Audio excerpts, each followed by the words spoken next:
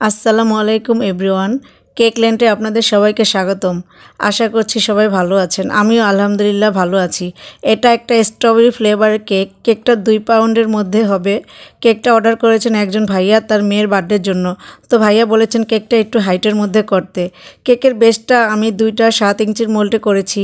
আমার কাছে 7 ইঞ্চির হাইট মোল্ড ছিল না, তাই 2টা মোল্ডে করতে হয়েছে। কেকটাকে আমি 4টি ভাগে কেটে স্লাইস করে নিয়েছি। আমি এখানে কোনো সুগার সিরাপ বা স্ট্রবেরি ফিলিংস অ্যাড করি নাই। হোয়াইট চকলেট গানাশের সাথে স্ট্রবেরি ফ্লেভার অ্যাড করেছি। আসলে কাস্টমার যেভাবে বলেছে সেভাবেই করেছি। কেকটা আমি প্রথমে কাম কোটিং করে ফ্রিজে রেখে দেব আধ ঘন্টার জন্য। আধ ঘন্টা পর ফ্রিজ থেকে বের করে ফাইনাল ফিনিশিং দিয়ে নিব। যেহেতু এটা স্ট্রবেরি কেক, তাই আমি একটু পিঙ্ক ক্রিম অ্যাড করে সাথে পিঙ্ক আর হোয়াইটের মধ্যে একটি কম্বিনেশন করেছি।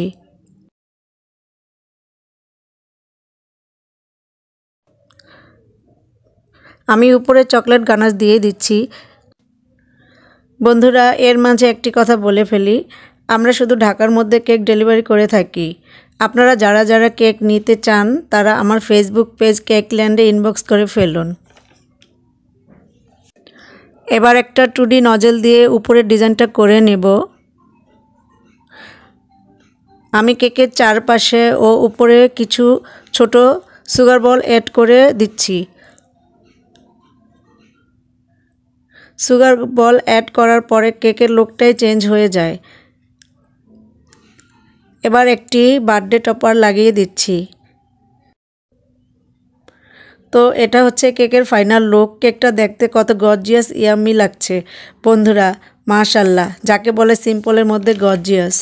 সো বন্ধুরা, কেকটি কেমন হয়েছে অবশ্যই কমেন্টে জানাবেন। আর ভিডিওটি ভালো লাগলে চ্যানেলটি সাবস্ক্রাইব ও ফেসবুক পেজে একটি ফলো দিয়ে দিবেন। আজ এ পর্যন্ত, আবার দেখা হবে নেক্সট কোনো ভিডিওতে। সে পর্যন্ত সবাই ভালো থাকবেন। আল্লাহ হাফেজ।